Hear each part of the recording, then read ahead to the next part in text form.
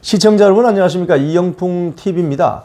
그동안 이 북한 내부의 그 해킹 조직, 물론 뭐 정찰 총국 이런 데서 운영을 하겠죠. 해킹 조직이 정보를 많이 탈취해 간다, 뭐 해킹을 한다, 이런 뉴스들이 많았는데, 조금 전 그 경찰과 국정원, 검찰 합동조사 결과가 발표됐는데요.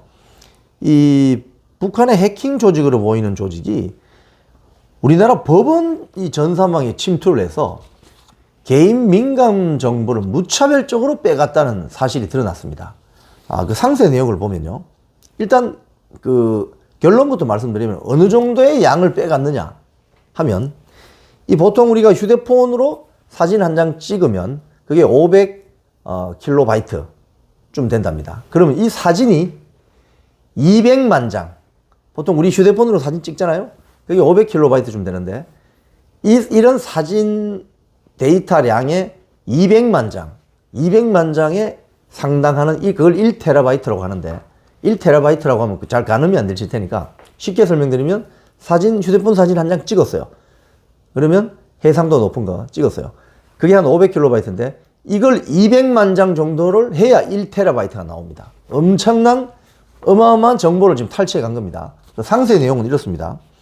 북한 해킹 조직 라자루스로 추정되는 집단이 우리나라 법원 전산망에 침투해서 2년 넘게 개인정보 등이 포함된 총 1TB 규모의 자료를 빼낸 사실이 합동조사 결과에서 드러났습니다. 1TB는 제가 방금 말씀드린 것처럼 휴대폰으로 사진 한 장 찍었을 때 그게 500kB인데 200만 장에 해당하는 규모, 200만 장. 엄청난 규모죠.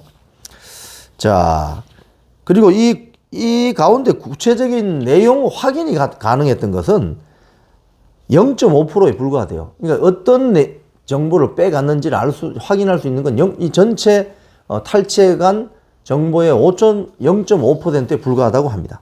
그래서 지금 이 사법부의 보안 관리가 심각하다, 허술하다, 이런데, 이 북한 해킹 조직 라자루스는 2021년이면은 문재인 정부 때네요. 2021년 1월 훨씬 이전부터 윤석열 정부인 2023년 2월 9일까지 이루어진 것으로 파악이 됐어요. 그리고 1TB, 사진 200만 장 상당하는 법원에 있는 자료가 8대의 국내 4대, 해외 4대, 8대의 서버를 통해서 법원 전산망 외부로 나갔대요. 그럼 이제 북한으로 가져간 거죠. 자, 여기에 보면은 수사당국이 한 대의 국내 서버에 남아있던 기록을 복원해서 회생 사건 관련 파일 4.7GB가 유출된 사실을 확인했고요. 나머지 7개 서버는 이미 저장 기간이 끝나가지고 흔적도 찾을 수 없다는 것입니다. 심각합니다. 지금 이 국가수사본부 관계자는 이런 이야기를 했습니다. 오늘 이 해킹 공격자는 이 확인된 이 해킹 시점 훨씬 이전부터 법원 전산망 안에 들어와서 침입해 있었고, 당시 보안 장비에 상세한 기록이 이미 삭제됐기 때문에 최초 언제 들어왔는지, 왜 들어왔는지 이런 걸 밝힐 수가 없다는 그런 이야기를 했습니다. 참 답답한 노릇입니다. 자, 근데 유출이 확인된 자료는 어떤 것들이냐, 주로 법원 자료 중에 왜 관계자들이 자필 진술서 이런 거요. 자필 진술서 이런 걸 캡처를 한 게 있겠죠. 사진 파일처럼. 자필 진술서.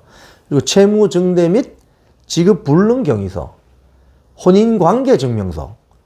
여기에는 개인 민감 정보가 다 들어가 있습니다. 이름, 주민번호, 금융정보, 남자 같으면 병역 기록, 이런 게 다 들어가 있는 거죠. 그러면 주민번호를 알게 되면 가짜 주민증도 만들 수 있겠죠. 그죠?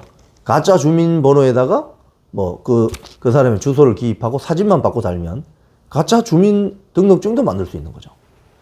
그리고 금융정보, 병역 기록도 마찬가지입니다. 홍길동이라는 사람의 주민번호와 주소 같은 걸 이제 해킹해서 가져갔다면, 이 남자가 어디서 병역 근무를 했는지, 군대, 육군 무슨 부대 어디서 근무했는지, 이게 이제 나오게 되면 어떻게 됩니까?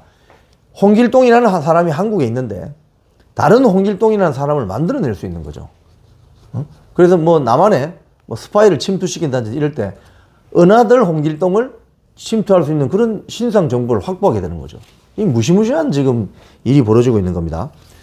자, 수사 당국은 이번 범행에 이제 사용된 악성 프로그램 유형을 봤을 때 또 가상 자산을 이용한 임대 서버 결제 내역, IP 주소 이걸 보니까 아 이건 북한 해킹 조직이 맞다. 라자루스 해킹 조직이 맞다. 그동안의 행태를 봤을 때 그렇게 결론을 내렸다고 합니다.